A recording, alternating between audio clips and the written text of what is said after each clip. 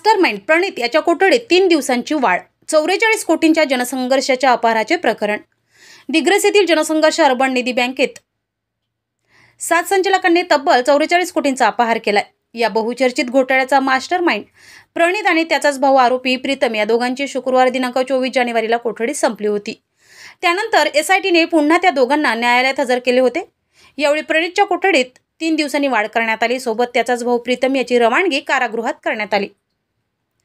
जनसंघर्ष अर्बन निधीतील 44 कोटींच्या घोटाळ्यातील पसार मास्टरमाइंड प्रणित देवानंद मोरे याच्यासह अध्यक्ष देवानंद लक्ष्मण मोरे तर संचालक प्रीतम देवानंद मोरे, जयश्री देवानंद मोरे या सर्व राहणार दिग्रस या चौघांना 14 जानेवारीला लोणावळा येथील एका रिसॉर्टमधून बेड्या ठोकण्यात आल्या होत्या. यापूर्वी 3 जानेवारीला आरोपी उपाध्यक्ष साहिल अनिल जयस्वाल, अनिल रामनारायण जयस्वाल, पुष्पा अनिल जयस्वाल यांना नागपूर येथून अटक करण्यात आली होती. सध्या या 7 जणांपैकी 5 जण न्यायालयीन कोठडीत आहे.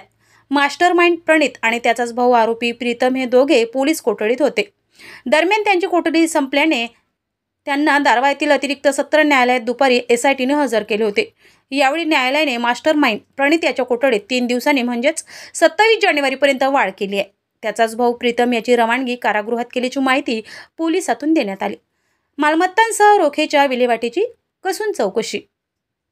जनसंघर्षामधील 44 कोटींचा घोटाळा उघडकीस येण्यापूर्वीच मास्टरमाइंड प्रणितने रोख आणि मालमत्तांची विल्हेवाट लावली.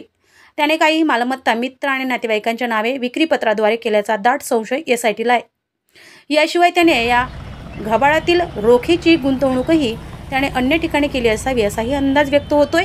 त्यातूनच कोठडी दरम्यान मालमत्तांसह रोखेच्या विल्हेवाटीची कसून चौकशी केली जात असल्याची माहिती सूत्रांनी दिली.